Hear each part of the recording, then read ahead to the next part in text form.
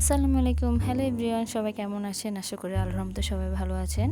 আমি আফসানা প্রিয়া চলে আসলাম আপনার মাঝে নতুন আরেকটি রেসিপি নিয়ে। অনেকদিন ধরে কোনো রেসিপি দেওয়া হচ্ছে না, তো মন চাইলো আজকে আপনাদের সাথে একটা রেসিপি শেয়ার করি। তো সবাই কেমন আছেন জানাবেন কমেন্টস মধ্যে। অনেকে আমার কথা মনে রাখছেন, অনেকে আমার কথা ভুলে গেছেন, কারণ আমি অনেক দিন ফেসবুক মধ্যে অ্যাক্টিভ নাই তার জন্য।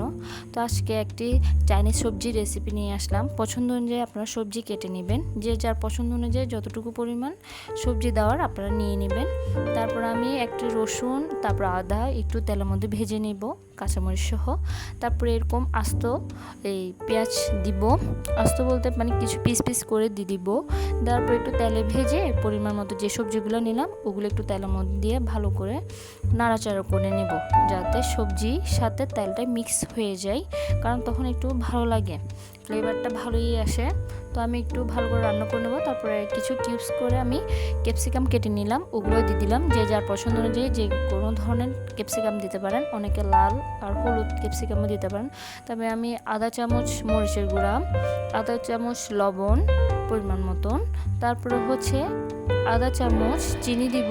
ও সরি, আমি এই সয়া সসের কথা বলতে ভুলে গেলাম, একটু পরিমাণ মতো সয়া সসও দিয়ে দিব, কারণ এই সবজির মধ্যে সয়া সস অবশ্যই দিতে হবে।